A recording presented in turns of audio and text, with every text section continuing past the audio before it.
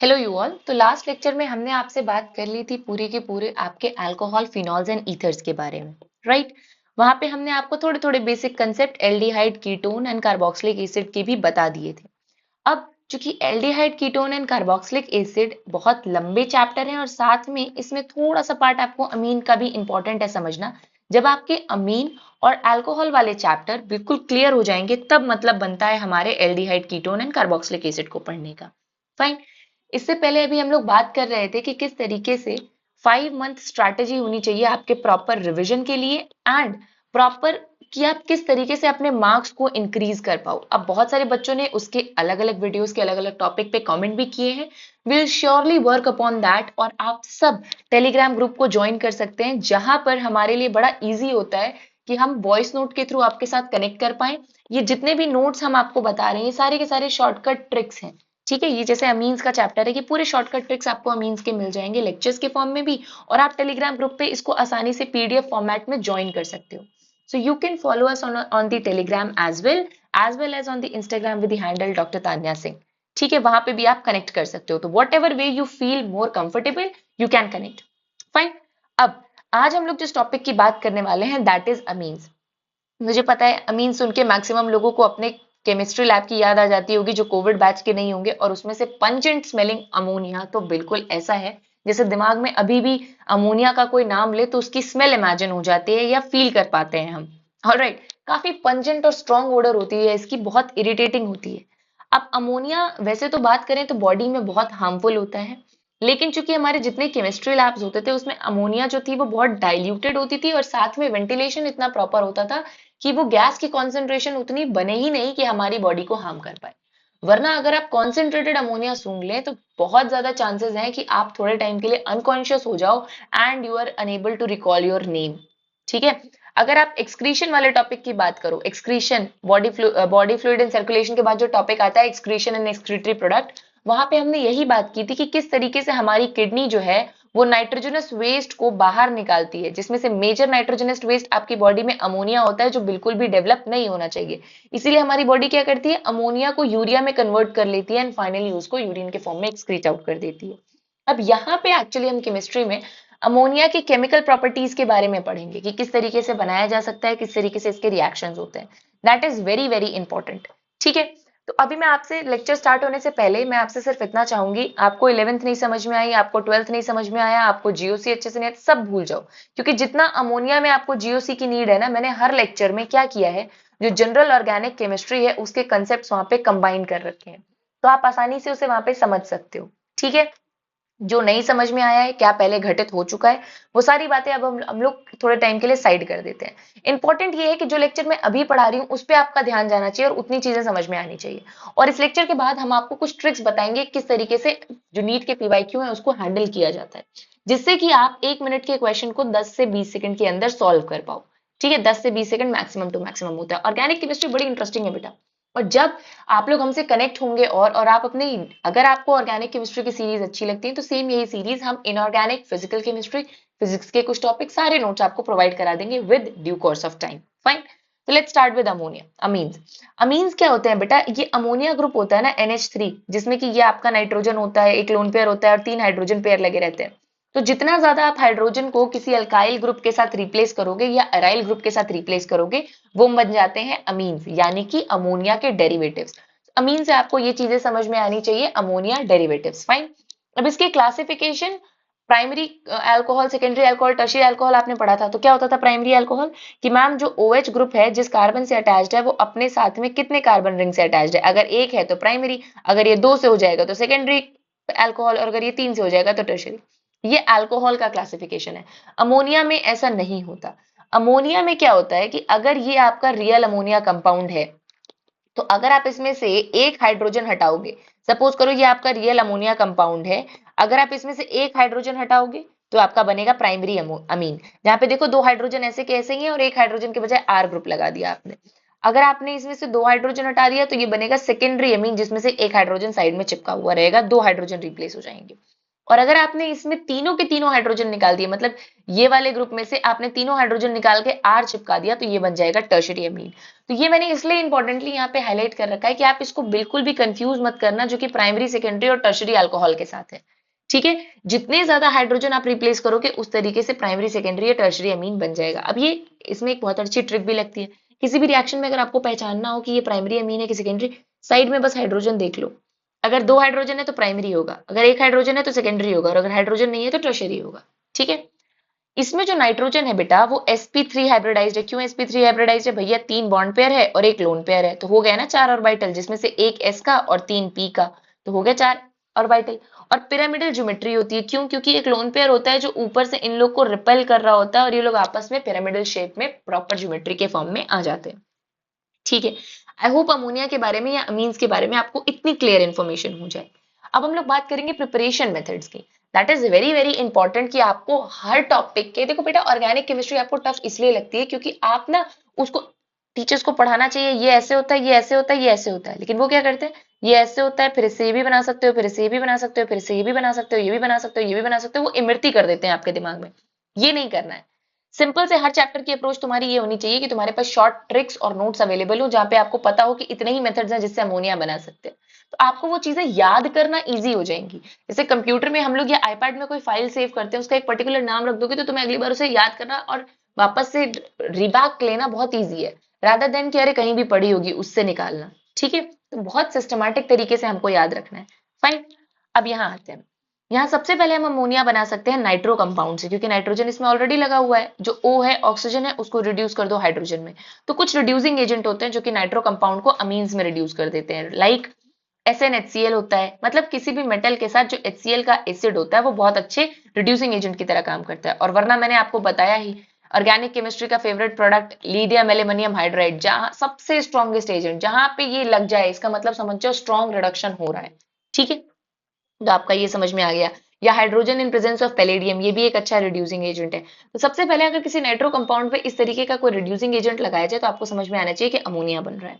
दूसरा है आपका Hoffmann ammonolysis method, that is very very important, और इसका नाम अलग से आपको दिया जाता है। तो जितने नेम्ड रिएक्शन है वो तो मतलब ऐसा होता है कि हमारे एग्जामिनर्स का दिल आया हुआ है उस पे। तो ये जो दिल वाले स्टिकर बने हुए हैं ना, ये किसी और को तुमको चिपकाने के लिए नहीं है कि तुम ये वाले नोट्स किसी और को चिपका के दे देना और कहना बीच बीच में मैंने दिल बना रखा है आपके लिए, ऐसे के लिए नहीं है। ठीक है, जोक्स अपार्ट, नहीं तो वो दिल बहुत जल्दी टूटेगा भी और एग्जामिनर तुम्हारे दिल पे मार्क्स नहीं देना, वो अपने दिल पे मार्क्स देगा। Fine, anyways jokes apart, Hoffmann ammonolysis क्या होगा? हॉफमैन अमोनोलिसिस में व्हाट विल हैपन इज कि यहाँ पे किसी भी तरीके का आपका एल्काइल हलाइड होगा जिसपे आप अमोनिया का रिएक्शन करा देंगे at the temperature of 373 kelvin.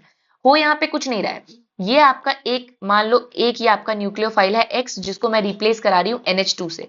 भाई NH2 भी न्यूक्लियोफाइल है और X भी न्यूक्लियोफाइल है, तो this is simply a nucleophilic substitution, कि एक न्यूक्लियोफाइल जा रहा है दूसरा उसकी जगह पे आ रहा है। याद करिए same halo alkane and hello arene वाले चैप्टर में ये रिएक्शन हमने पढ़ा रखी है, लेकिन यहाँ पे जो कि ये अमोनिया के प्रिपरेशन की मेथड है इसलिए हम इसको स्पेशल नाम दे देते हैं, दैट इज हॉफमैन्स अमोनोलिसिस मेथड। ठीक है, that is a very very important, you can से example for formation of your you can से प्राइमरी अमीन्स, है ना, क्योंकि NH2 ही आके इसकी जगह पे एक्ट कर पाएगा, यहाँ पे एक ही वैलेंसी है ना, इसलिए एक ही आर है ना, तो प्राइमरी अमीन्स ही बन सकते हैं। ठीक है, उसके बाद आता है आपका मेंडियस रिएक्शन। मेंडियस रिएक्शन में क्या, मेंडियस रिडक्शन में क्या होता है, ये स्पेशल नाम याद रखना है। मेंडियस का मतलब है कि किसी ट्रिपल बॉन्ड के साइनाइड को आपने रिप्लेस करा दिया किसमें, अमोनिया में। अब ये देखने में भी बड़ा अजीब सा है, तो इसलिए इसका अलग से इन्होंने नाम भी दे दिया कि बहुत स्ट्रॉन्ग रिड्यूसिंग एजेंट अगर आप लोगे, like hydrogen in presence of निकल या लिथियम एल्यूमिनियम हाइड्राइड, या फिर ये जो नीचे लिखा है इसको बोलते हैं सोडियम अमेलगम। क्या बोलते हैं? सोडियम अमेलगम, एमेलगम बोलते हैं। एमेलगम का मतलब होता है किसी भी मेटल का मरकरी के साथ सॉल्ट। ठीक है, तो ये सोडियम एमेलगम, मरकरी के साथ कोई मेटल सॉल्ट बनाए ना तो उसको एमेलगम बोलते हैं। इन प्रेजेंस ऑफ इथेनॉल, ये भी क्या करता है, साइनाइड्स को डायरेक्टली रिड्यूस कर देता है आपके अमीन्स में। राइट, तो ये 3 मेथड हमने पढ़ लिए जो आपको एज इट इज याद रहने चाहिए, very very important that you need to know. ठीक है, अब नेक्स्ट आते हैं, फिर आता है चौथा कि आप किसी अमाइड को, अमाइड क्या होता है बेटा, किसी भी कार्बोक्सिलिक एसिड का डेरिवेटिव। कैसे कार्बोक्सिलिक एसिड, जैसे मानो ये COOH है। ठीक है, अब इसीलिए मैंने कहा कि मैं पहले अमीन्स आपको पढ़ाऊंगी, लास्ट में कार्बोक्सिलिक एसिड पढ़ाऊंगी, क्योंकि कार्बोक्सिलिक एसिड में क्या होता है, इसको ये लोग रिप्लेस करा देते हैं NH2 से, तो बन गया अमाइड। अब अगर अमाइड बन गया है तो क्या करो, उसको रिड्यूस करा दो, CO को रिड्यूस करा दो, तो ये क्या बन जाएगा, आपका बेसिकली अमोनिया कंपाउंड्स बन जाएंगे, है ना। CO को रिड्यूस करा दोगे तो आपके बेसिकली अमोनियम कंपाउंड्स बन जाएंगे, and that is a very, you can say very very important method to form basically primary amines. Is that much clear? इतनी बात सबको क्लियर है? अच्छा, ओके फाइन। लेकिन इसके साथ एक फर्क ये पड़ेगा कि यहाँ पे एक कार्बन एक्स्ट्रा ऐड हो जाएगा। जैसे अगर मैं बताऊं, यहाँ पे इसके साथ फर्क क्या पड़ जाएगा, what will it happen is, यहाँ पे एक बार इसको आप करेक्ट कर लेना, इसमें आपका एक कार्बन एक्स्ट्रा ऐड हो जाएगा, ठीक है, CH2 हो जाएगा ये और NH2, मतलब जितने का R यहाँ पे होगा ना उससे एक कार्बन एक्स्ट्रा यहाँ पे बढ़ जाएगा, क्योंकि ये वाला CO रिड्यूस हो रहा है ना।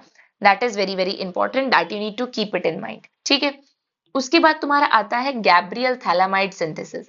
गैब्रियल थैलामाइड सिंथेसिस में क्या होगा बेटा, गैब्रियल थैलामाइड सिंथेसिस, पहली बात तो बहुत इंपॉर्टेंट, फिर से एग्जामिनर के दिल वाला क्वेश्चन है ये। इसमें क्या होता है, ये होता है थैलामाइड, ये होता है थैलामाइड तुम्हारा। इस सॉल्ट को ये लोग फाइनली किस में रिड्यूस कर देते हैं, प्राइमरी अमीन्स में। अब देखने में ही बड़ा अफरातून रिएक्शन लग रही है, इसलिए ये बहुत ज्यादा पूछा जाता है, और इसके रिएजेंट्स बिल्कुल तुम्हारे दिमाग में चढ़े होने चाहिए, याद होने चाहिए। जैसे कि अल्कोहलिक KOH है, उसके बाद हम एल्काइल हैलाइड के साथ इसको हीट करेंगे एंड फाइनली वाटर मिला देंगे। तो 3 स्टेप में प्रोसेस होता है। कौन से 3 स्टेप? गैब्रियल सॉल्ट को अगर आप alcoholic KOH with alkyl halide with water के साथ अगर आप रिएक्शन कराएंगे तो that will form your primary amines. That is very very important. इसकी लिमिटेशंस भी क्वेश्चंस के फॉर्म में पूछी जाती है, इसीलिए बस इतना मत खुश हो जाना कि कोई भी अमीन तुम इससे बना लोगे, इतनी बत्तीसी अच्छी नहीं है। इसके साथ साथ आपको लिमिटेशंस भी याद रखनी है, जैसे कि ये सिर्फ और सिर्फ प्राइमरी अमीन्स बनाने के काम आता है। अभी हम आगे वाले पेज पे समझेंगे कि ऐसा क्यों होता है। उसके साथ साथ ये एरोमेटिक प्राइमरी अमीन्स नहीं बना सकता है इस मेथड से, सिर्फ एलिफैटिक प्राइमरी अमीन्स बना सकता है। एरोमेटिक प्राइमरी अमीन का मतलब हुआ ये तुम्हारा हो जाता है एनालीन इज एरोमेटिक। एरोमेटिक क्यों? क्योंकि साइड में एक चेन लगी हुई है, ठीक है, और उसके साथ साथ ये एरोमेटिक चेन है ना ये, और उसके साथ साथ आपका प्राइमरी अमीन है ये। तो ये सारी चीजें नहीं बना सकता। क्यों नहीं बना सकता? क्योंकि ये जो एरोमेटिक एल्काइल हैलाइड है उसी से तो तुम R ग्रुप ले रहे हो ना, ये वाला पूरा ग्रुप तो एल्काइल हैलाइड से आ रहा है। अगर तुम्हारा R सपोज करो इस तरीके का है, इस तरीके का ये तुम्हारा R है, तो भैया ये वाला बॉन्ड तो टूटेगा ही नहीं, डबल बॉन्ड कैरेक्टर है, इसीलिए तो आसानी से उसमें न्यूक्लियोफिलिक सब्स्टिट्यूशन नहीं होता ना। उसके लिए तुम्हें बहुत ज्यादा टेम्परेचर, बहुत ज्यादा प्रेशर चाहिए रेजोनेंस के डबल बॉन्ड को तोड़ने के लिए, ठीक है। इन केस अगर आपको ये चीज नहीं समझ में आई तो आप यहाँ पे ध्यान से देख लो इसके मैकेनिज्म को। गैब्रियल थैलामाइड सिंथेसिस में क्या होता है कि हम थैलामाइड का सॉल्ट लेते हैं, ठीक है, उसके साथ साथ हम क्या करते हैं, what do we do, phthalimide के सॉल्ट के साथ हम, ये है तुम्हारा थैलामाइड, ठीक, इसको हम इथिलीन के साथ रिएक्शन करवा रहे हैं या किसी भी एल्काइल हैलाइड के साथ रिएक्शन करा रहे हैं, वॉट एवर यू कॉल्ड, कोई भी एक एल्काइल हैलाइड है उसके साथ हम रिएक्शन करा रहे हैं। तो व्हाट विल हैपन कि ये जो मीडियम है ना, अल्कालाइन मीडियम है ना, ये क्या करता है, इसको यहाँ पे रिएक्ट करता है और इसको तोड़ देता है। 2 N आके इस पे चिपक जाते हैं, ठीक है, 2 N आके इस पे चिपक जाते हैं। फिर KOH का काम क्या होता है, KOH का काम होता है कि भैया इसमें से 2 N जो है इसको निकालना है और इसकी जगह पोटेशियम को चिपकाना है, इसकी जगह पोटेशियम को चिपकाना है, और इसके साथ ये पोटेशियम सॉल्ट बना लेगा और दोनों N जो निकलेंगे वो क्या करेंगे, एक आपका अमीन बना लेंगे। That is a very very important step that you need to know, ठीक है। इसीलिए आपको क्या चाहिए होता है, अल्कोहलिक या अल्कलाइन KOH चाहिए होता है, ठीक है। तो that is basically Gabriel phthalimide synthesis. अब अगर तुम्हें मान लो यहाँ पे ये वाला अमीन बनाना है, सपोज करो यहाँ पे तुम्हें ये वाला अमीन बनाना है, तुम्हें ये वाला अमीन बनाने का मन है, तो बेटा तुम्हें RX क्या लेना पड़ेगा, ये लेना पड़ेगा। अगर तुम्हें एनालीन बनाना है तो RX ये लेना पड़ेगा। तुम्हें ये चीज बहुत अच्छे से समझ में आनी चाहिए कि ये वाला बॉन्ड तो डबल बॉन्ड कैरेक्टर का होता है, ये इतनी आसानी से टूटेगा ही नहीं, टूटेगा नहीं तो हमको ये वाला R ग्रुप मिलेगा ही नहीं, और अगर ये वाला R ग्रुप नहीं मिला तो तुम कैसे बना लोगे एनालीन, नहीं बना पाओगे। इसलिए कहा जाता है कि गैब्रियल थैलामाइड सिंथेसिस सिर्फ और सिर्फ प्राइमरी अमीन बनाने के काम आता है, क्योंकि यहाँ पे 2 हाइड्रोजन इसके साइड में लगे रहते हैं और ये एक N के साथ ये निकल जाएगा, NH2 ग्रुप यहाँ से फ्री हो जाएगा, यहाँ पे पोटेशियम आके चिपक जाएगा, ठीक है। तो पहली बात तो सिर्फ प्राइमरी अमीन बनाता है, दूसरी बात एरोमेटिक प्राइमरी अमीन नहीं बनाता है। तो दैट इज, और ये रिएजेंट्स आपको बहुत अच्छे से याद होने चाहिए, that is a very very important point that you need to know, ठीक है। अब नेक्स्ट आते हैं, बात करते हैं कि फिजिकल प्रॉपर्टीज क्या होती हैं अमीन्स की, जो कि AR टाइप के क्वेश्चन में पूछ लिया जाता है। क्या होता है AR टाइप के क्वेश्चन, जितने भी लोअर एलिफैटिक अमीन्स होते हैं ना वो गैशियस होते हैं और अमोनियकल स्मेल होती है, क्योंकि उनमें अमोनिया का ग्रुप प्रीडोमिनेंट होता है, तो उनकी अमोनियकल स्मेल होती है। फिर प्राइमरी अमीन्स जो है, जितने ज्यादा कार्बन बनते जाएंगे, उसमें जितना ज्यादा एल्काइल ग्रुप बड़ा होता जाएगा उतना वो लिक्विड होते जाएंगे, क्योंकि उनमें हाइड्रोजन बॉन्डिंग पॉसिबल हो जाएगी। और दूसरी चीज, फिशी ऑर्डर होने लगता है। अब वो प्रॉपर अमोनियकल ऑर्डर का नहीं बनता, वो फिशी ऑर्डर का बनने लगता है। फिर जो प्योर अमीन्स हैं, प्योर अमीन्स आर कलरलेस। कभी भी किसी भी अमीन का खुद का कलर नहीं होता, बट अगर वो एयर के कांटेक्ट में आ गया तो एटमॉस्फेरिक ऑक्सीडेशन की वजह से उसमें कलर आने लगता है। तो अगर आपसे कोई पूछे कि एनालीन कलरफुल होता है कि नहीं, आप बोलोगे कि जनरली प्योर फॉर्म में वो बिल्कुल कलरलेस होता है, लेकिन जब उसमें ऑक्सीडेशन हो जाएगा एटमॉस्फेरिक तो वो फिर कलर आने लगेगा उसमें। सॉलेबिलिटी कैसे होती है? अब भैया अमीन है, ये NH2 ग्रुप है, NH2 ग्रुप में तो 2 हाइड्रोजन है, तो ये खुद के साथ हाइड्रोजन बॉन्ड बना सकते हैं और वाटर के साथ भी बना सकते हैं। तो पहले ही चैप्टर में हमने आपको बताया था बेसिक ऑर्गेनिक केमिस्ट्री का एक कंसेप्ट, कि जिसके पास भी हाइड्रोजन होगा या जिसके पास भी वाटर के साथ हाइड्रोजन बॉन्ड बनाने की कैपेसिटी होगी, वो आसानी से पानी में सॉलेबल हो जाएगा। ठीक है, तो सॉलेबिलिटी इनकी वाटर में बहुत अच्छी होती है। क्यों? क्योंकि ये हाइड्रोजन बॉन्ड बना सकते हैं। जैसे जैसे तुम एल्काइल ग्रुप यानी आर वाला ग्रुप बड़ा करते जाओगे, वैसे वैसे सॉलेबिलिटी कम होती जाएगी। हम सबको पता है कि भाई जो हाइड्रोकार्बन वाला चेन होता है वो पानी के साथ इतना इजीली सॉलेबल नहीं है, क्योंकि वो बड़ा है तो हाइड्रोजन बॉन्ड नहीं बना पाएगा। ठीक है, तो जैसे जैसे एल्काइल ग्रुप बढ़ेगा वैसे वैसे इसकी सॉलेबिलिटी ऑर्गेनिक सॉल्वेंट में ज्यादा बेटर हो जाएगी रादर देन कि आपका वाटर। फाइन। इसका बॉइलिंग पॉइंट हाइड्रोकार्बन के कंपैरिजन, मतलब अगर मान लो कि तुम्हारा ये अमीन है, CH3NH2 अमीन है, और ये आपका हाइड्रोकार्बन चेन है उसका, तो इसका बॉइलिंग पॉइंट ज्यादा होगा अमीन सॉल्ट का रादर देन आपका हाइड्रोकार्बन। क्यों? फिर से वही काम, पोलैरिटी है और हाइड्रोजन बॉन्डिंग है, तो अगर हाइड्रोजन बॉन्डिंग होगी तो किसी को भी तुमको आपको वेपर कन्वर्ट करने में बहुत ज्यादा टेम्परेचर चाहिए। ठीक है, तो that is the main order. अब यहाँ पे ये क्वेश्चन पूछा जाता है नीट में, वेरी वेरी इंपॉर्टेंट, कि ऑर्डर ऑफ बॉइलिंग पॉइंट क्या होता है आइसोमेरिक अमीन्स का। आइसोमेरिक अमीन्स का मतलब है जिसमें same number of carbon chains हो, मतलब 4 ही कार्बन के अमीन है, लेकिन एक प्राइमरी है, एक सेकेंडरी, एक टर्शरी है। क्या मतलब हुआ इसका, जरा एक बार मैं आपको समझा देती हूँ। Let's have an understanding here. ठीक है, जैसे कि मान लो मैं 4 कार्बन का अमीन बना रही हूँ, तो this is CH3, CH2, CH2, CH2, NH2। तो ये 4 कार्बन का आपके पास एक प्राइमरी अमीन है। Then this is your CH3, C, CH3, H, CH2। नहीं, सेकेंडरी अमीन बनाना है ना हमें, प्राइमरी नहीं बनाना, हमें सेकेंडरी अमीन बनाना है। Fine fine. ये N है तो इसमें मुझे पहली बात तो 2 CH3 लगाने पड़ेंगे। ठीक है, 2 CH3 लगाने पड़ेंगे और एक हाइड्रोजन बच जाएगा, है ना। तो कितने कार्बन हमें चाहिए? 4। फाइन, ये C2H5 कर दीजिए, ये भी C2H5 कर दो, तो ये आपका हो गया सेकेंडरी अमीन। ठीक है, और अगर मैं इसको टर्शरी बनाना चाहूं तो मैं क्या कर दूंगी, क्या कर दूंगी, यहां पे आप C2H5 कर दो, CH3 कर दो एंड CH3 कर दो। ठीक है, तीनों के ऊपर अभी लोन पेयर है। तो ये कहना चाह रहा है कि बॉइलिंग पॉइंट आइसोमेरिक अमीन्स। क्यों? क्योंकि भैया ध्यान से देखो, चार, तीनों के पास 4 कार्बन है, ये भी 4 कार्बन है, ये भी 4 कार्बन है, और यहाँ पे भी 4 कार्बन है, 2 यहाँ पे, 2 यहाँ पे। ठीक, लेकिन लास्ट वाला आपका टर्शरी अमीन है। तो ये कहना चाह रहा है कि प्राइमरी वाले का बॉइलिंग पॉइंट ज्यादा होगा as compare to secondary, as compare to tertiary. मैं बोलूंगी बिल्कुल सही। यहाँ पे 2 हाइड्रोजन है तो हाइड्रोजन बॉन्डिंग बहुत अच्छी होगी इसमें। जितना हाइड्रोजन फ्री भी है भाई, स्ट्रेट चेन है इधर से, तो इसके पीछे कुछ लगा नहीं है, तो आसानी से दूसरे के साथ ये हाइड्रोजन बॉन्ड बना पाएगा। यहाँ पे एक ही हाइड्रोजन है तो हाइड्रोजन बॉन्डिंग कम हो जाएगी, और यहाँ पे तो है ही नहीं तो और कम हो जाएगी। तो बॉइलिंग पॉइंट डिपेंड करता है कि आपकी स्ट्रेंथ कितनी है। दैट्स वाई आपको ये ऑर्डर समझ में आ जाना चाहिए। ठीक है, अमीन्स बेसिक नेचर के होते हैं, बिल्कुल बेसिक नेचर के होते हैं, क्योंकि हमें जनरल ऑर्गेनिक केमिस्ट्री में पता है कि बेसिक वो होता है या तो वो OH दे और या तो वो लोन पेयर दे, तो इसके पास लोन पेयर है इसलिए ये बेसिक नेचर का है। ठीक है, अब यहाँ पे मैं आपको थोड़ा डिटेल में बताऊं, एलिफैटिक अमीन्स जितने होते हैं वो ज्यादा स्ट्रॉन्गर बेस होते हैं देन अमोनिया, और एरोमेटिक अमीन्स अमोनिया के कंपैरिजन में वीकर बेस होते हैं। अब ये भी बड़ा इंपॉर्टेंट कंसेप्ट है जो आपको याद रखना चाहिए। कैसे याद रखेंगे, चलिए मैं इसी पेज पे आपको बना के समझा देती हूँ, so that you can understand the concept well enough. ठीक है, अब हम ये बताते हैं कि एलिफैटिक और एरोमेटिक में ऐसा क्यों होता है। अगर आपसे ऑर्डर पूछा जाए तो अगर तुम्हें ये पन्ना याद है तो you are good to go with your tricks on the organic chemistry part. ये कहना चाह रहा है कि अगर आप अमोनिया को कंपेयर करो, अमोनिया इज बेसिकली NH3। ठीक है, इसके ऊपर एक लोन पेयर है, 3 हाइड्रोजन है। इससे ज्यादा बेसिक होते हैं एलिफैटिक, यानी कि CH3NH2 इज मोर एसिडिक, है ना, या और अमोनिया ज्यादा बेसिक है एज कंपेयर टू C6H5NH2। ध्यान से देखो तो ये भी प्राइमरी अमीन है, लेकिन एलिफैटिक प्राइमरी अमीन है। कैसा अमीन है? एलिफैटिक प्राइमरी अमीन है।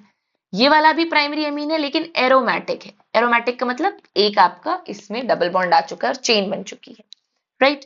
इसका स्ट्रक्चर आपको पता है, इसका स्ट्रक्चर मैं यहाँ पे आपको एक बार बना के दिखा देती हूँ। ठीक, यहाँ पे लोन पेयर है और यहाँ पे CH3 के साथ N लगा हुआ है, एक लोन पेयर है, 2 हाइड्रोजन है। ठीक है, 2 हाइड्रोजन वहां पे भी है।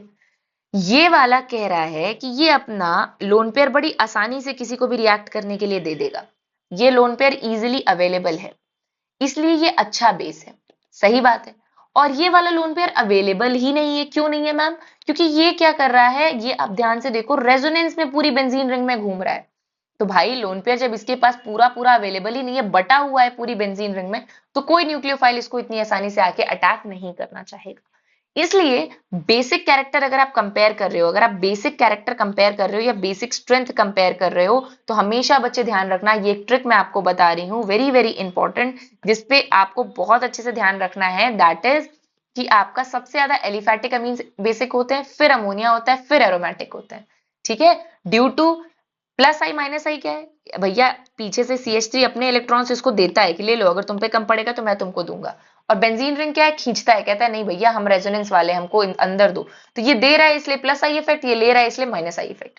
ठीक है, ये समझाने का दूसरा तरीका है जो आपको समझ में आना चाहिए। बेसिक स्ट्रेंथ जब आप कंपेयर कर रहे हो तो प्लस आई माइनस आई के साथ साथ आपको ये भी ध्यान रखना है कि इसमें स्टेरिक इफेक्ट होता है, सॉल्वेशन होता है और रेजोनेंस होता है। रेजोनेंस बहुत इंपॉर्टेंट होता है। स्टेरिक हिंड्रेंस का मतलब, अब एक बात बताओ बेटा, एक बात तुम जरा ध्यान से सोचो, यहाँ पे कोई इलेक्ट्रोफाइल एक्ट करने आएगा तो इधर से इसको इतना बड़ा बेंजीन रिंग मिलेगा, तो भीड़ भाड़ में एक्ट करना उसके लिए इम्पॉसिबल हो जाएगा। यहाँ पे क्या है, इधर बहुत छोटा सा ग्रुप लगा हुआ है, तो आसानी से वो रिएक्ट कर सकता है, इस लोन पेयर तक रीच कर सकता है। तो आपकी जो बेसिक स्ट्रेंथ है ना, वो सिर्फ और सिर्फ प्लस आई माइनस आई पे डिपेंड नहीं करती, वो रेजोनेंस पे भी डिपेंड करती है, वो पानी के साथ उसके सॉल्वेशन पे भी डिपेंड करती है और स्टेरिक हिंड्रेंस पे भी डिपेंड करती है। ठीक है, इसीलिए ये क्वेश्चन बड़ा पूछा जाता है, एम्स वगैरह के टाइम में AR में बहुत पूछा जाता था। गैशियस फेज में चूंकि उसको हाइड्रोजन बॉन्ड बनाने नहीं होगी, सॉल्वेशन होना नहीं होगा, तो गैशियस फेज में सबसे ज्यादा बेसिक होता है tertiary, then secondary, then primary, then ammonia. ठीक है, टर्शरी अमीन की बात हो रही है। अब ये तो आपको समझ में आ गया कि क्यों एलिफैटिक वाला ज्यादा बेसिक होता है, एरोमेटिक वाला कम बेसिक होता है। अब मैं आपको जरा ये बताती हूँ, अगर आप टर्शरी, सेकेंडरी और प्राइमरी को कंपेयर करो, सपोज करो बेटा ये आपका एक टर्शरी अमीन है, ये आपका एक टर्शरी अमीन है। ठीक है, this is your tertiary Amin, this is your secondary amine. अब मैं आपको एक सेकेंडरी अमीन बना के दिखाती हूँ। CH3, CH2, H5 और एक हाइड्रोजन लगा हुआ है। ठीक है, और ये आपका एक प्राइमरी अमीन है, सपोज करो C3H5। ठीक है, सॉरी, यहाँ पे मुझे एक प्राइमरी अमीन बनाना है। ठीक है, यहाँ पे मैं बना देती हूँ प्राइमरी अमीन एक। फाइन, तो ये आ गया आपका प्राइमरी अमीन।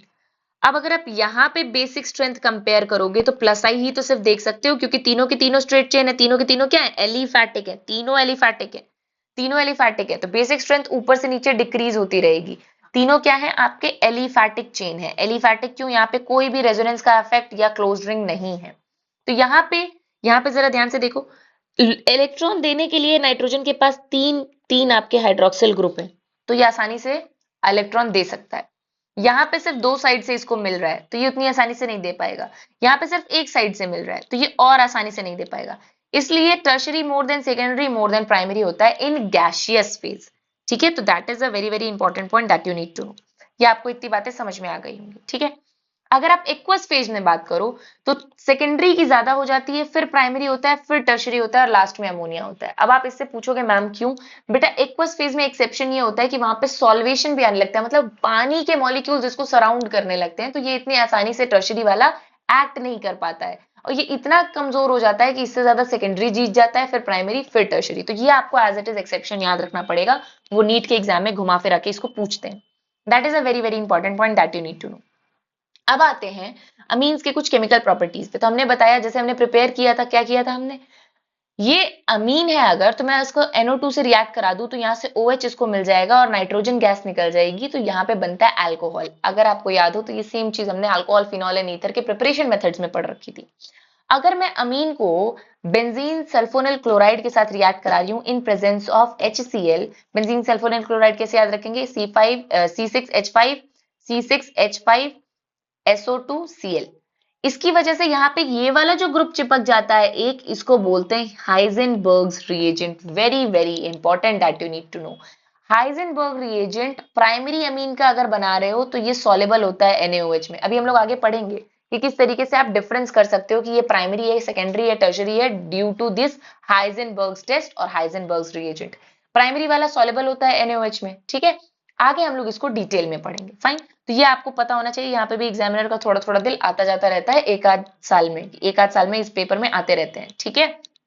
नेक्स्ट, अमीन को अगर आप एल्काइल हैलाइड के साथ रिएक्ट करा दो तो क्या होगा बच्चे? अमीन को अगर आप एल्काइल हैलाइड के साथ रिएक्ट कराओगे तो एक हाइड्रोजन हटके वहां पे एक एल्काइल ग्रुप चिपक जाएगा। फिर दोबारा तुम एल्काइल हैलाइड रिएक्ट करोगे तो जो दूसरा हाइड्रोजन बचा हुआ है वो भी हटके दूसरा एल्काइल ग्रुप चिपक जाएगा। और अगर तुमने फिर से एल्काइल हैलाइड लगा दिया तो ये बन जाएगा क्वाटरनरी सॉल्ट। इसी तरीके से तो हम डाइजोनियम सॉल्ट बनाते थे ना। डाइजोनियम सॉल्ट में फर्क कितना होता था कि उसमें बेंजीन रिंग होती थी, इसमें बेंजीन रिंग ना होके हम क्या बना रहे हैं? Simple straight chain quaternary salts, ठीक है। अगर आपको नहीं समझ में आया तो यहाँ पे देखिए, मैं आपको नीचे फिर से समझा दे रही हूँ, या एक एक्स्ट्रा पेज लेकर समझा देती हूँ, that will be much better.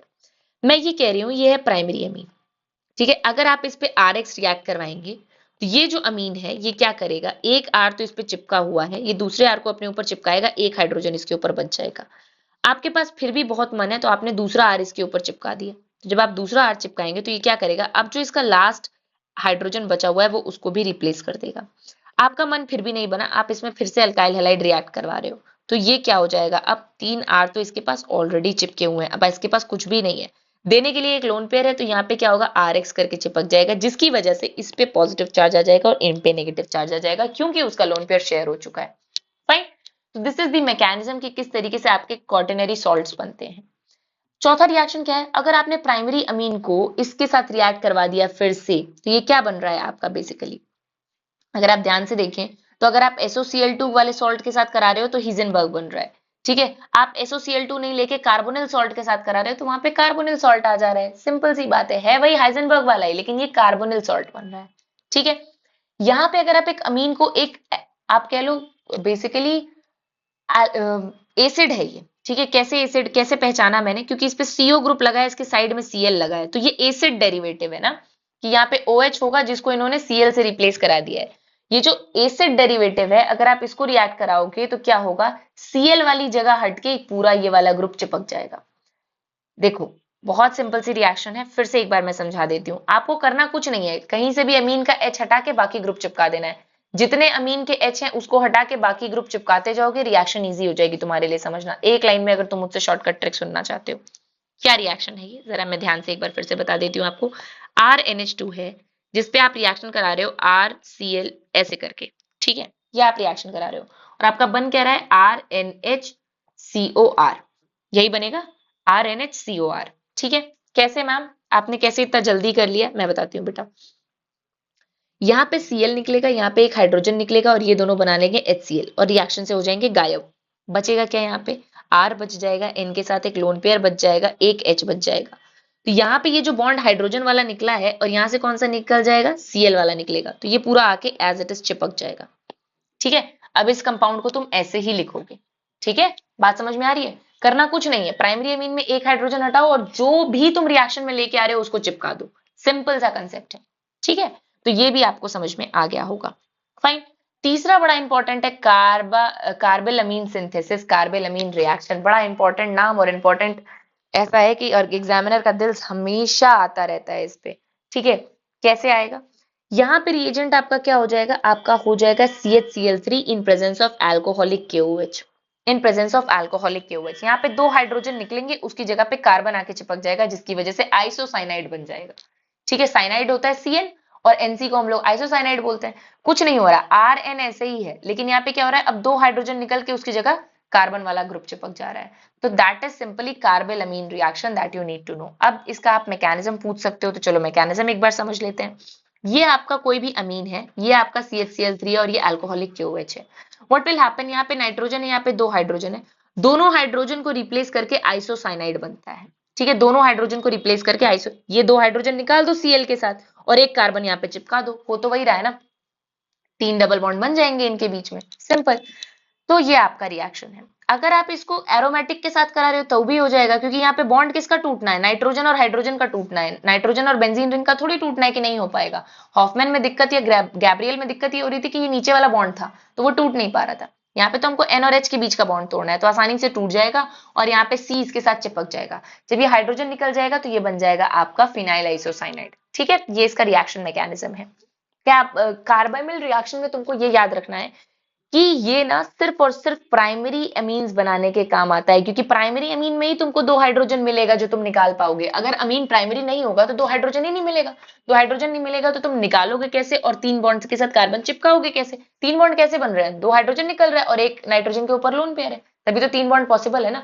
अगर किसी में हाइड्रोजन ही नहीं है 2 तो भाई कार्बन नहीं आएगा चिपकने, वो कहेगा ऐसा है 3 के नीचे बॉन्ड हम काम नहीं करते, हमको 3 बॉन्ड चाहिए नाइट्रोजन के साथ, तो 2 तुम दो, एक हम अपना खुद से उसका इलेक्ट्रॉन पेयर के साथ बना लेंगे। तो that is a very very important point that you keep it in mind. ठीक है, फिर सातवीं रिएक्शन क्या है?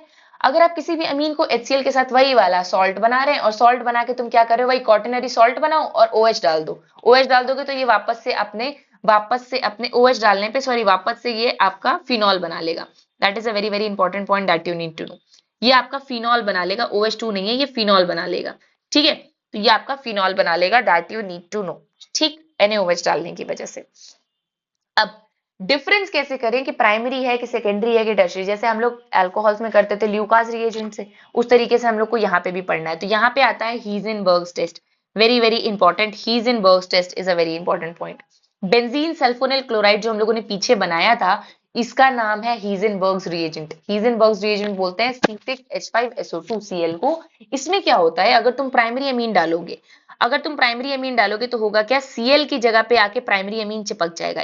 मैंने क्या बोला, अमीन का हमेशा रिएक्शन कैसे कराते हैं, एक हाइड्रोजन निकालो और उसको किसी भी ग्रुप के साथ जाके चिपका दो।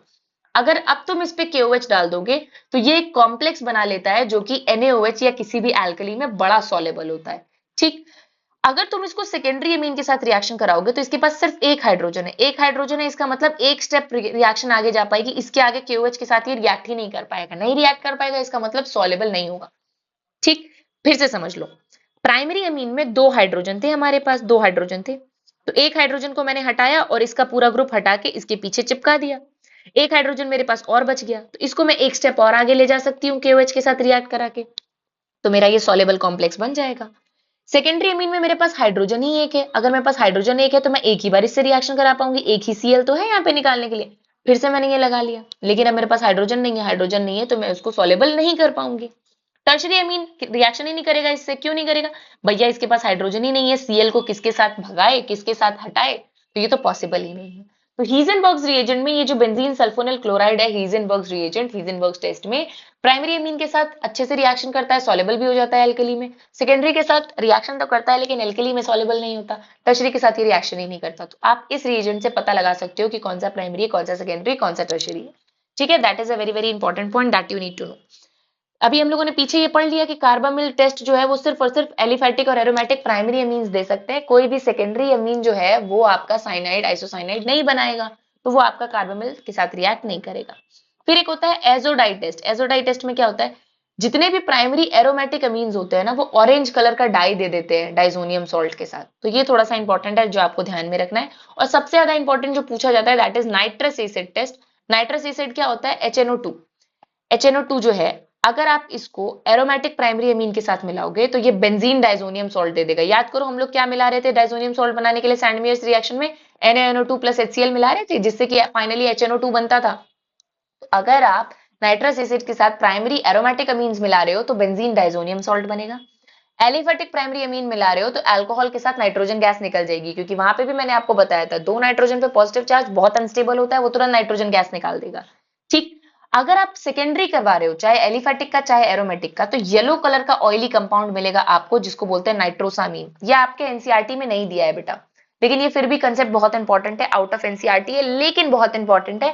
तो जो मैं आपको बार बार बोलती रहती हूँ ना कि बेटा एनसीईआरटी बेस्ड पढ़ो, एनसीईआरटी बेस्ड पढ़ो, जो थोड़े बहुत एक्स्ट्रा फैक्ट्स पूछे जाते हैं उसके लिए तुम्हें पूरी पूरी मॉड्यूल पढ़ने की जरूरत नहीं है, हमने पढ़ रखे हैं सारे, हम अपने नोट्स तुम्हें प्रोवाइड कर देंगे ताकि तुम्हें वो 1200 पन्ने की मॉड्यूल पढ़ने की जरूरत नहीं है। एक आध रिएक्शन इंपॉर्टेंट है उसको याद रखो और तुम अपना एग्जाम क्लियर करो।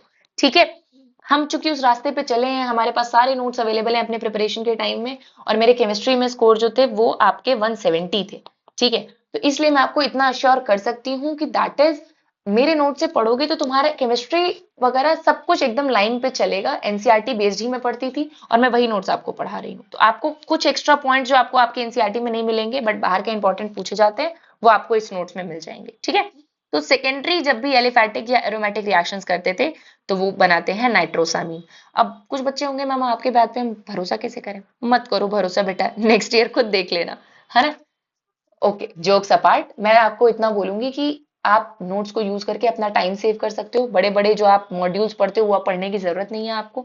आप इतने से नोट से अगर नीट में 170 160 मार्क्स ले आ रहे हो तो दैट इज गुड इनफ। ठीक है, इसका आउटपुट बहुत अच्छा है, आउटपुट बेस्ड ही पढ़ाई करनी चाहिए, है ना। अब डी की बात करते हैं। जितने भी टर्शरी अमीन्स होते हैं ना, ये वाटर सॉल्युबल नाइट्राइट सॉल्ट्स बनाते हैं। इनके रिएक्शन आपको नहीं पता होने चाहिए, इनके बस आपको स्टेटमेंट पता होने चाहिए कि क्यों ऐसा होता है, क्योंकि रिएक्शन आपके लेवल के ऊपर का है, वो पूछा भी नहीं जाता। वो पूछा जाता है कि कौन से अमीन्स जो है वो नाइट्रस एसिड के साथ रिएक्ट करके ऑयली कंपाउंड्स बनाते हैं, तो आपके दिमाग में क्लिक होना चाहिए सेकेंडरी। कौन से नाइट्राइट सॉल्ट बनाते हैं? टर्शरी। कौन से डाइजोनियम बनाते हैं? एरोमेटिक। और अल्कोहल और नाइट्रोजन अगर रिलीज हो रही है तो इसका मतलब एलिफेटिक प्राइमरी अमीन था वो। ठीक है, तो इतनी चीजें आपको क्लियर हो गई। अब आते हैं इलेक्ट्रोफिलिक सब्स्टिट्यूशन रिएक्शन पे। इलेक्ट्रोफिलिक क्यों? क्योंकि भैया ये बहुत अच्छा न्यूक्लियोफाइल है ना, नाइट्रोजन के ऊपर लोन पेयर जो कि रेजोनेंस में पूरी बेंजीन रिंग में घूम रहा है। तो अगर ये इतना अच्छा न्यूक्लियोफाइल है तो कोई भी इलेक्ट्रोफाइल इस पे एक्ट करना चाहेगा ना, तो इलेक्ट्रोफिल हम कैसे इस पे ऐड करा सकते हैं? सबसे पहली बात तो NH2 ग्रुप जो है वो ऑर्थो और पैरा डायरेक्टिंग है, ज्यादातर अपने इलेक्ट्रॉन के कॉन्सेंट्रेशन को बढ़ाता है फर्स्ट पोजीशन पे और थर्ड पोजीशन पे due two plus are effect. ठीक है, और पावरफुल एक्टिवेटिंग ग्रुप क्यों है भैया? अब लोन पेयर है आदमी के पास और वो इधर रेजोनेंस में पूरा घुमा रहा है, तो भाई जिसके पास पैसा है वो उतना दिखा रहा है तो लोग उसकी तरफ अट्रैक्ट हो रहे हैं। ठीक है, तो आपको ये ध्यान रखना है। अगर आप प्राइमरी एरोमेटिक को कंसेंट्रेटेड H2SO4 के साथ रिएक्ट करवाओगे तो ये आपका क्या करेगा, पैरा पोजीशन पे सल्फैनिक एसिड बना देगा, जो कि आपका एक इंपॉर्टेंट कंपाउंड है कॉमर्शियल पॉइंट ऑफ व्यू से। ठीक है मैम, आगे बढ़ते हैं। ये हमें पता होना चाहिए भैया। डाइजोनियम नहीं पता है तो इसका मतलब ऑर्गेनिक केमिस्ट्री तुमने मन से नहीं पढ़ी है। मन से क्या, तुमने पढ़ी ही नहीं है। अगर पढ़ाए हुए बच्चे ऑर्गेनिक केमिस्ट्री में डाइजोनियम सॉल्ट ना बता पाए, इसका मतलब है आपका ध्यान कहीं और था, है ना। डाइजोनियम सॉल्ट से बहुत सारे मैकेनिज्म और कमर्शियली बहुत इंपॉर्टेंट है, फिनॉल बनाने के लिए, एनिलीन बनाने के लिए, किसी भी तरीके के ऑर्गेनिक कंपाउंड बनाने के लिए। So that's why it is very very important. ठीक है, तो क्या होता है अगर हम लीन ले लें और उसके ऊपर ये आपका रिएक्ट करवा दे, क्या NaNO2 in presence of HCl, जो कि आपका बना देगा HNO2 नाइट्रस एसिड। ठीक है, अगर ये टेम्परेचर हो तो ये तुरंत बना देगा डाइजोनियम सॉल्ट। अगर बेंजीन रिंग के साथ बना रहा है तो हम बोल देंगे बेंजीन डाइजोनियम सॉल्ट, और ये आगे चल के बहुत सारे कंपाउंड्स बनाने के काम आता है। ठीक है, अब ये that is very very important, that you need to no.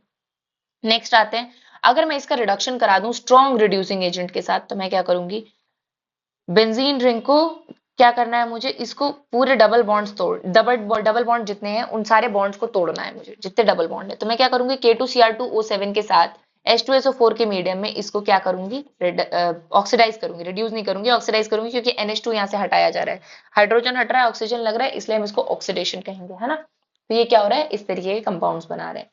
अगर मैं आपके प्राइमरी अमीन के साथ एरोमेटिक ये वाला रिएक्शन करा रही हूँ तो ध्यान से देख लो ये क्या हो रहा है, ये कार्बामेल सिंथेसिस है, कार्बामेल वाली रिएक्शन है कि नहीं है?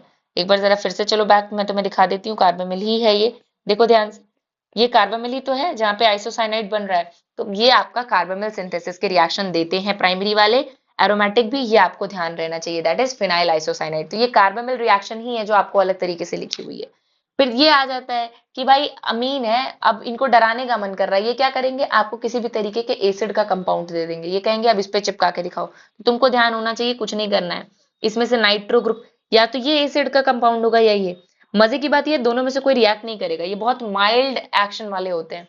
रिएक्शन हमेशा HNO3 का होगा क्योंकि ये बड़ा स्ट्रांग होता है। ठीक है, तो NO2 ग्रुप चिपका देना है पैरा पोजीशन पे, क्योंकि पैरा वाला मेजर प्रोडक्ट होता है। तो कभी भी इसको देख के रिएक्शन में डरना नहीं है। ये वो वाले लोग हैं जो बस दिखते हैं कि बहुत पढ़ते हैं, पढ़ते पढ़ते कुछ नहीं है, मार्क्स तुमसे कम ही आएंगे। ठीक है, तो इसको देख के नहीं डरना, ये सिर्फ आपका मीडियम की तरह यूज हो रहा है, एक्चुअली रिएक्शन HNO3 और H2SO4 की ही हो रही है। ठीक है, अब आगे आते हैं। अगर मैं इस पे आपका ये फिर से मीडियम दे रहा है ब्रोमीन को रिएक्शन के लिए, तो आपको ध्यान रखना है कि जितना भी एसिड के डेरिवेटिव्स हैं वो बहुत स्ट्रॉन्ग मीडियम नहीं होते, आसानी से रिएक्ट नहीं करते जब तक उनके नीचे कोई बढ़िया रिड्यूसिंग एजेंट ना दे दो, या आप कह लो कि कोई अटैकिंग एजेंट ना दे दो। तो यहाँ पे Br आके फिर से पैरा पोजीशन पे चिपक जाएगा। ठीक है, अगर तुमने ये हटा दिया एसिड वाला तो Br बड़ा स्ट्रांग है, वो कहेगा एसिड हट गया, मतलब माइल्ड एजेंट हट गया, माइल्ड मीडियम हट गया, वो कहेगा अब तो मैं तीनों पोजीशन पे एक्ट कर दूंगा, दोनों ऑर्थो और एक पैरा पे एक्ट कर दूंगा, तो 3 ब्रोमीन यहाँ पे चिपक जाएंगे। तो वेरी वेरी इंपॉर्टेंट आपको ध्यान देना है कि ब्रोमीन अगर वाटर के साथ है तो हाईली रिएक्टिव है, तीनों पोजीशन पे रिएक्ट करेगा, और अगर वो सिर्फ एसिड के कंटेंट के साथ है तो वो सिर्फ एक पैरा वाला ही मेजर प्रोडक्ट बना पाएगा। ठीक है, ये सारे आपके रिएक्शंस हो गए। अब हम बात करते हैं डाइजोनियम सॉल्ट की, जो हम तब से चीख चीख के गला फाड़ रहे हैं। डाइजोनियम सॉल्ट आपका बहुत इंपॉर्टेंट है।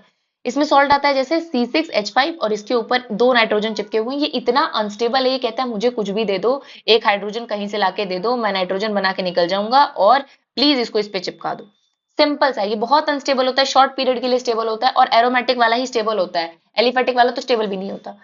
तो ये क्या है, एरीन डाइजोनियम सॉल्ट जो है ये बहुत ज्यादा मतलब स्टेबल नहीं होते, लेकिन एल्केन के कंपैरिजन में तो ज्यादा है। जैसे मैं मान लो ऐसे लिख दूं C2H5 N2 पॉजिटिव Cl, तो इससे तो ज्यादा ही स्टेबल है एरोमेटिक वाला, क्योंकि नीचे बेंजीन रिंग है, रेजोनेंस है, लेकिन इतना भी स्टेबल नहीं है कि बहुत देर तक रह पाए। ठीक है, तो ये चाहता है कि कोई भी इसको तुरंत हाइड्रोजन दो और ये नाइट्रोजन गैस के फॉर्म में निकल जाए। जनरली जो डाइजोनियम सॉल्ट्स होते हैं वो कलरलेस क्रिस्टलाइन सॉलिड्स होते हैं और पानी में सॉल्युबल होते हैं, पॉजिटिव नेगेटिव चार्ज है तो पानी में सॉल्युबल ही है, अनस्टेबल होते हैं, बड़ी आसानी से एक्सप्लोड करते हैं। ठीक है, ये अब आपको सारा रिवीजन है जो आपने पढ़ा अल्कोहल फिनॉल एंड ईथर में, जो आपने पढ़ा हैलोएल्केन एंड हैलोअरीन में, ये पूरा पूरा रिवीजन है कि सारे डाइजोनियम सॉल्ट के रिएक्शन मैंने एक जगह लिख के आपको दे दिए। अगर अब बेटा आप ये याद नहीं कर पाओगे तो बड़ी दिक्कत की बात है, क्योंकि डाइजोनियम सॉल्ट से इसके अलावा कोई और रिएक्शन होते ही नहीं है। तो आपको पता होगा कि जितने रिएक्शन होते थे मैम ने एक जगह लिख के दे दिया, इसीलिए मैंने कल की वीडियो में आपसे कहा था trust the process and trust yourself with my notes, कि अगर मैं इतना दे रही हूं तो इतना ही आपको याद करना है। ठीक है, क्या है डाइजोनियम सॉल्ट पे हमने पहले पढ़ा था हेलो एल्केन में कि Ki रिएक्ट करोगे तो आयोडाइड चिपक जाएगा, मैम पढ़ा था, बिल्कुल सही बात है।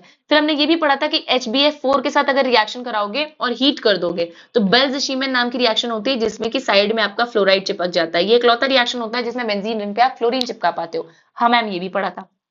फिर मैंने आपको बताया था कि अगर आप फ्लोराइड वाले कोई NaNO2 के साथ हीट कर दोगे तो क्या होगा, NO2 यहाँ पे चिपक जाएगा, ये भी पढ़ा हुआ रिएक्शन है।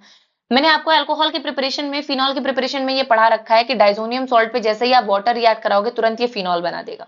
ठीक है, और जैसे ही आप इसको NaNO2 और कॉपर के साथ हीट करोगे, यही तो वहां पे भी हो रहा है, यहाँ पे आपका फिर से ये NO2 बना देगा। तो मैंने क्या बोला, ये पूरी शॉर्ट ट्रिक्स मैं आपको एक एक पन्ने में दे रही हूँ, अब आपको इसको सिर्फ याद करना है और बार बार मल्टीपल रिवीजन करना है। इतने से ही मैंने पास किया था, इतने से ही तुम पास कर जाओगे।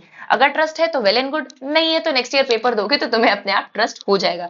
तब तुम रिग्रेट मत करना कि मैम उस टाइम पे बोल रही थी और हमने ध्यान नहीं दिया, काश उनके नोट से याद कर लिया होता तो हमारे पास आज ट्रिक्स के फॉर्म में ये सारे रिएक्शंस अवेलेबल होते एक जगह। ठीक है, आगे बढ़ते हैं। अगर ये डाइजोनियम सॉल्ट को मैंने किसी दूसरे फिनाइल ग्रुप, आप कह लो बेंजीन रिंग के साथ रिएक्ट करवा दिया तो 2 फिनाइल चिपक जाएंगे, इसको हम गोम्बर्स रिएक्शन बोल देते हैं। ठीक है, ये वाली सारी पढ़ी हुई रिएक्शन है जिसमें आप डाइजोनियम सॉल्ट को अगर आप copper in presence of HCl react कराएंगे तो कॉपर चिपकेगा, सॉरी क्लोराइड चिपकेगा, कॉपर के साथ HBr कराएंगे तो Br चिपकेगा और KCN कराएंगे तो CN चिपकेगा। ठीक, इसको बोलते हैं गेटरमेन्स रिएक्शन, गेटरमेन्स रिएक्शन। अब एक सैंडमियर भैया थे, उन्होंने कहा ऐसा है हमको अकेले कॉपर अच्छा नहीं लग रहा, उसके साथ और क्लोराइड करो और ब्रोमाइड करो और साइनाइड करो। इन्होंने कुछ नहीं किया, इन्होंने बस अपने रिएजेंट सेम रखे, बस उसके साथ सॉल्ट एक्स्ट्रा ऐड कर दिया, तो इनका नाम हो गया सैंडमियर रिएक्शन। मतलब गैटरमैन में और सैंडमियर में ज्यादा फर्क नहीं है, फर्क सिर्फ इतना है कि गैटरमैन में सिंपल कॉपर यूज हो रहा है, सैंडमियर में copper chloride, copper bromide, copper cyanide use हो रहा है। ठीक है, ये थोड़ा सा आपको ध्यान रखना है। और सबसे इंपॉर्टेंट चीज, कुछ 2-3 ही रिएजेंट होते हैं जो डाइजोनियम सॉल्ट को डायरेक्टली बेंजीन में बना दे। ध्यान देना, ये बेंजीन रिंग है, कुछ और नहीं है बेटा। तो कुछ 2-3 ही रिएजेंट है, इसलिए मैंने दोनों रिएजेंट को रेड में लिख रखा है। ये आपके रहा ट्रिक का पेज, पूरे पूरे डाइजोनियम सॉल्ट का ये रहा आपके ट्रिक का पेज। अगर आपको ये नहीं याद हो पा रहा है तो मैं बोलूंगी कि माथा एक बार खोलो और वापस से उसको पानी में अपना दिमाग धुलो और वापस लगाओ, क्योंकि अगर तुम्हें ये ट्रिक नहीं याद हो पा रही है तो बड़ी दिक्कत की बात है ना, फिर भगवान ही मालिक हो सकता है। ये आपको मल्टीपल टाइम याद रहना ही रहना है। ऑर्गेनिक केमिस्ट्री में मैं बता रही हूँ, टीचर्स क्या करते हैं, घुमा के ये भी होता है, ये भी होता है, ये भी होता है, ये भी होता है, ये भी होता है, ये भी होता है, फाइनली हमको डाइजोनियम के कोई रिएक्शन याद नहीं रहते। बेटर है डाइजोनियम के सारे रिएक्शन एक जगह लिखो और सारे के सारे एक बार में धड़ाक से याद कर जाओ। तुम देखोगे कि इससे तुम्हारे क्वेश्चन प्रैक्टिस कितना ईजी और कितना सक्सेसफुल हो सकता है, कितने कम टाइम में। ठीक है, ये आपका डाइजोनियम के साथ अगर मैंने H3PO3 वाला रिड्यूसिंग एजेंट लगाया इन प्रेजेंस ऑफ कॉपर, तो ये आपका सिर्फ हाइड्रोजन चिपकाएगा। या इथेनॉल के साथ हीट कर दो, मतलब मेरे पेपर में तो ये क्वेश्चन आ गया था कि डाइजोनियम के साथ लिखा हुआ था P, कुछ हम ऐड करा रहे, लास्ट में Q बन रहा है जो कि बेंजीन रिंग है। मैं समझ गई थी ऑप्शंस में कि ये सिर्फ और सिर्फ इथेनॉल हो सकता है जो ऐसा काम कर पाए, इतने चालाकी से काम कर पाए रिडक्शन का। ठीक है, तो that is a very very important point that you need to know. अब ये डाइजो ग्रुप होते हैं कुछ, डाइजो ग्रुप का क्या मतलब, ये जो डाइजोनियम सॉल्ट्स है ना, इनको अगर आप एनालीन के साथ रिएक्शन कराओगे तो ये एनालीन अपने साइड में चिपका लेगा, पूरा पूरा एनालीन उठा के अपने साइड में चिपका लेगा। ये होता है डाइजोनियम सॉल्ट्स, है ना। ये डाइजोनियम सॉल्ट यही तो होते थे, ये होते थे N2Cl, क्लोराइड हटाओ, इसके बगल में एनालीन चिपका दो, और या तो आप इसके बगल में फिनॉल चिपका दो, कुछ नहीं हो रहा। डाइजोनियम सॉल्ट ये है, इसके बगल में एक एनालीन चिपकाया है, या तो आपने एक अल्कोहल चिपकाया है। लेकिन दिक्कत की बात ये है कि ये कपल कर रहा है ना, दोनों एक दूसरे के बड़े बड़े फिनॉल रिंग्स जोड़ रहे हैं, इसलिए हम इसको बोलते हैं coupling reaction of Dizo group. Dizo group ये डाई की तरह यूज होता है, इसलिए बड़ा इंपॉर्टेंट है। जो कपड़े कलर करने वाले डाई वगैरह आते हैं ना, ये इसी से बनते हैं, दैट्स व्हाई ये रिएक्शन आपको थोड़ी सी दिमाग में होनी चाहिए। अब हो गई कथा कहानी समाप्त हमारे पूरे एनिमीन्स ग्रुप की। आई होप आपको सारी चीजें समझ में आ गई हो। तो अब हम थोड़े से प्रैक्टिस करते हैं नीट के पीवाईक्यू। अब इस क्वेश्चन में क्या पूछा गया है बेटा, इस क्वेश्चन में पूछा गया which of the following is used as an Hinsberg's reagent. Hinsberg's बहुत इंपॉर्टेंट है मैम, आपने बताया था कि फिनॉल के सॉल्ट के साथ जब भी हमारा ये होता है, क्या होता है, बेंजीन सल्फोनिल क्लोराइड, ये आपका हाइजेनबर्ग रिएजेंट होता है। एक बार फिर से रिवाइज कर लेते हैं, प्राइमरी के साथ ये सॉल्युबल भी होता है और आपका सॉल्ट बनाता है, सेकेंडरी के साथ ये रिएक्शन करेगा लेकिन सॉल्युबल नहीं होगा, और टर्शरी के साथ तो करता ही नहीं है मैम। ठीक है, तो ये आपका एक क्वेश्चन रिवाइज हो गया। देखा कितना कम टाइम लगा। हाइजेनबर्ग अब आपको याद ही नहीं है, पता नहीं कौन से चैप्टर में पढ़ा था। यहाँ पे हमारे पास नोट्स हैं शॉर्टकट, हमें पता है कि कहाँ पे हाइजेनबर्ग पढ़ा है, टिक करो और आगे पढ़ो। Fine, next question. इसमें बोला गया है, क्वेश्चन जरा देखना, नीट का जो क्वेश्चन पूछा गया, और ये मैं कुछ अपने क्वेश्चंस ना मार्क करके रखती थी अपने नीट के पीवाईक्यू की बुक में, वही सेम क्वेश्चंस मैं आपको भी करवा रही हूँ। ठीक है, एक बार हमारे ऑर्गेनिक केमिस्ट्री के चैप्टर्स की सीरीज कंप्लीट हो जाए, फिर तो तुम जैसे रिक्वेस्ट करोगे, अगर तुम फिजिकल की करोगे तो मैं फिजिकल की भी सेम तरीके से करा दूंगी, है ना। जो भी आपकी रिक्वेस्ट होगी उस पर हम वीडियोस बनाएंगे, साथ में वो क्वेश्चंस कराएंगे जो कि ज्यादा पूछे जाते हैं। यहाँ पे बोला जा रहा है carbamyl reaction, which of the following amine will show carbamyl reaction. Carbamyl reaction क्या होता है बेटा, हमने पढ़ा था प्राइमरी अमीन शो करते हैं। ये वाला टर्शरी अमीन है क्योंकि इसमें एक भी हाइड्रोजन नहीं है। इधर वाला हाइड्रोजन देख के गुमराह मत हो जाना, जैसे क्लास में टीचर पढ़ाता रहे और ध्यान तुम्हारे बगल की सीट की जुल्फों पे होती है, वो काम यहाँ नहीं होना चाहिए। ये जुल्फे हैं हाइड्रोजन वाली, इस पे नहीं जाना है। नाइट्रोजन के साथ कोई हाइड्रोजन नहीं, इसका मतलब ये टर्शरी है। नाइट्रोजन के साथ एक हाइड्रोजन है, इसका मतलब ये सेकेंडरी है। नाइट्रोजन के साथ एक हाइड्रोजन है, इसका मतलब ये सेकेंडरी है। और हमें पता है कार्बेमील वाला तो सिर्फ प्राइमरी शो करता है, तो हमें क्या करना है, इसको टिक करके आ जाना है और हमारे क्वेश्चन का आंसर आ गया। अगर आपको इतना याद है तो 5 सेकंड नहीं लगेंगे आपको क्वेश्चन सॉल्व करने में। ये होते हैं tricks to solve the organic chemistry के क्वेश्चन। ठीक है, बात समझ में आ रही है। बहुत बच्चे अच्छा कार्बोमिल रिएजेंट होता था, फिर वो यहाँ एक्ट करता था, फिर ये बनाता था, वो सब नहीं जाना भैया। एक लाइन में प्राइमरी अमीन के साथ रिएक्शन करेगा, एक ही प्राइमरी, बाकी दोनों तो है, बाकी तीनों तो है ही नहीं। आगे ये क्या कह रहा है, primary amines on reaction with nitrous acid. Nitrous acid के साथ फॉर्म क्या करता था प्राइमरी अमीन, प्राइमरी अमीन बनता, पर प्राइमरी अमीन की बात हो रही है, नाइट्रस एसिड के साथ आपका प्राइमरी अल्कोहल फॉर्म करता था। टेस्ट फॉर प्राइमरी अमीन कौन सा था, कार्बामिल टेस्ट था, क्योंकि वही सिर्फ प्राइमरी अमीन दे सकता था, और प्राइमरी अमीन अमोनिया से ज्यादा एसिडिक भी था, तो आपका option C will be the right answer. इस तरीके से आप देख रहे हो कितने बड़े बड़े एआर के क्वेश्चंस को या फिल इन द ब्लैंक के क्वेश्चन को आप कितनी आसानी से सॉल्व कर सकते हो इन जस्ट 10 to 5 सेकंड्स। अब आपको समझ में आ गया होगा कि आपकी मैम के 15-20 मिनट बर्बाद हो गए थे नीट के पेपर में, फिर भी वो इतना अच्छा स्कोर क्यों कर पाई थी। रीजन यही था कि मैंने पढ़ाई ऐसे ही ट्रिक से था, इसलिए मुझे अच्छी से चीजें याद है। फाइन, अब आते हैं इस पे, दिस इज योर क्वेश्चन। ये थोड़ा इंटरेस्टिंग क्वेश्चन है। क्या इंटरेस्टिंग क्वेश्चन है, ये आपका एक अमीन का सॉल्ट है जिसपे आपका एक एल्काइल ग्रुप चिपका हुआ है। ये कह रहा है कि मैं किसी एसीटो एसीटेट के डेरिवेटिव के साथ रिएक्शन करा रहा हूँ, ए बन रहा है, ए पे फिर मैं ब्रोमीन चिपका रहा हूँ, किस मीडियम में, एसिडिक मीडियम में, that is very very important. और फाइनली मैं उसको वाटर दे दे रहा हूँ। तो मेरा दिमाग क्या काम कर रहा है, वाटर दे दे रहा है, ठीक है, और ब्रोमीन आ रहा है एसिडिक मीडियम में। अब मैम आपने एक ट्रिक बताई थी कि ब्रोमीन एसिडिक मीडियम में सिर्फ एक ही ब्रोमीन चिपक पाएगा, एक ही ब्रोमीन।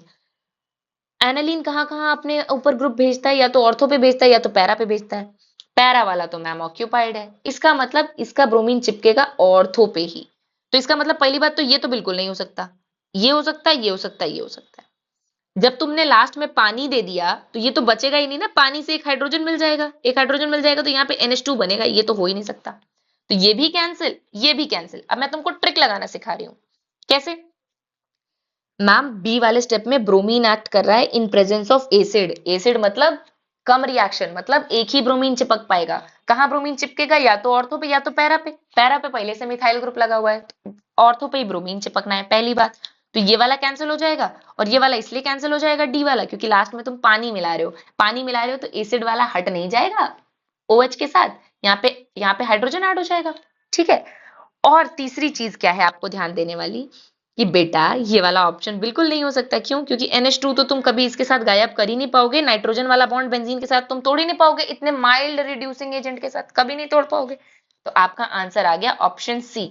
आई होप आपको ट्रिक समझ में आ गई हो कि किस तरीके से हम इस पचड़े में नहीं पड़ेंगे, हम डायरेक्टली ट्रिक अप्लाई करके क्वेश्चन सॉल्व करेंगे। And I can guarantee you, अगर आपने इस ट्रिक से किया, you are going to secure more and more marks.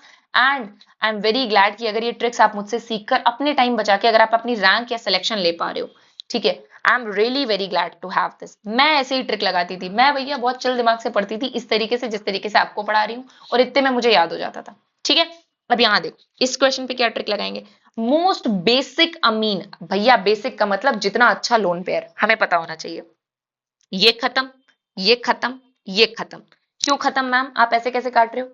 नीचे देखो, लोन पेयर छीनने वाले पड़े हैं यहाँ पे, और पास से छीन रहे हैं, और यहाँ पे तो छीन ही रहे हैं, फ्लोरीन तो छीन ही रहा है। देने वाला बेचारा एक CH3 है, तो प्लस आई इफेक्ट यहाँ पे काम करेगा, और CH3 will be the most acidic. क्यों भैया? जितना ज्यादा लोन पेयर उतना ज्यादा बेसिक स्ट्रेंथ। लोन पेयर तो तीनों पे है नाइट्रोजन में, लेकिन नीचे उसके एक छीनने वाला लगा हुआ है, इधर भी छीनने वाला, इधर भी छीनने वाला, ज्यादा इलेक्ट्रोनेगेटिव होने की वजह से बस एक आपका CH3 है जो देने के लिए है। ठीक है, तो आपका सी विल बी दी आंसर। अब आपको आश्चर्य लगेगा कि मैम आप इतनी जल्दी जल्दी कैसे कर ले रहे हो, जबकि मुझे किए हुए 4-5 साल हो चुका है ऑलमोस्ट। वही बात है बेटा, फिर से कंसेप्ट से पढ़ोगे तो तुम्हारा सिलेक्शन होगा, बिना कंसेप्चुअली सिर्फ कोचिंग पे पढ़ोगे नहीं होगा। ये वो टाइम नहीं है कि आप एक चैप्टर पे 12-15 घंटे की लेक्चर देखो, फिर 10-15 क्वेश्चन लगा के सो जाओ। ऐसे नहीं निकलेगा नीट। नीट निकालना है तो आपको ट्रिक्स आनी चाहिए, यही टॉपर्स और ड्रॉपर्स में फर्क होता है। ठीक है, यही फर्क आपको बस समझना है। Fine. Next, what is the end product of the following sequence of reaction. फिर से वही गोलमाल वाला खेल। क्या कर रहे हैं, एसिड है, इस पे तुम ये करवा रहे हो, हैलाइड लगा रहे हो, तो इसका मतलब P जो बनेगा वो बनेगा COCl। ओके। इस पे तुम फिर अमीन रिएक्ट करा रहे हो, अमीन रिएक्ट करा रहे हो, ठीक है। जैसे देखो, अब मैं तुम्हें नीचे बना के बताती हूँ। ये एसिड है, अब मैं अपना दिमाग लगा रही हूँ, एसिड है, OH हटा के यहाँ पे Cl लग जाएगा, क्योंकि PCl5 है, हमेशा हैलोजन लगाने के काम आता है, हमने हैलोल्केन में पढ़ा था। इसको फिर तुम अमोनिया रिएक्ट करा रहे हो, अमोनिया रिएक्ट करा रहे हो, तो फिर से यही होगा कि वो जो CO है वो क्या करेगा, Cl को हटा के NH2 चिपका देगा। अब NH2 पे तुम क्या करा रहे हो, NH2 पे तुम करवा रहे हो बेसिकली आपका हॉफमैन ब्रोमोमाइड डिग्रेडेशन, तो यहाँ पे बनेगा aniline. Answer will be aniline. आपको ये चीज बहुत अच्छे तरीके से आनी चाहिए कि यहाँ CO हटाने का और N को डायरेक्टली इससे चिपकाने का इकलौता रास्ता होता था वो। जब वो इकलौता रास्ता होता था तो इसके अलावा तुम कुछ करवा सकते हो क्या? बिल्कुल नहीं करा सकते। ठीक है, that is a very very important point that you need to know. अब ये आपका हो गया पूरा पूरा ये वाला चैप्टर। ठीक है, अगर इसमें किसी को इनकेस कोई डाउट हो तो आप आराम से कमेंट सेक्शन में पूछ सकते हो, और अगर ना हो तो दोबारा पढ़ो, इसका मतलब तुम्हें समझ नहीं आया है। ठीक है, नीट के PYQs लगाते रहिए। All the very best and see you in the next lecture. आप टेलीग्राम ग्रुप ज्वाइन कर सकते हो, नोट सारे आपको वहां पे मिल जाएंगे, और साथ में आप इंस्टाग्राम पे भी फॉलो कर सकते हो with the handle doctor Tanya Singh. You can check on that about section of the YouTube channel. Okay.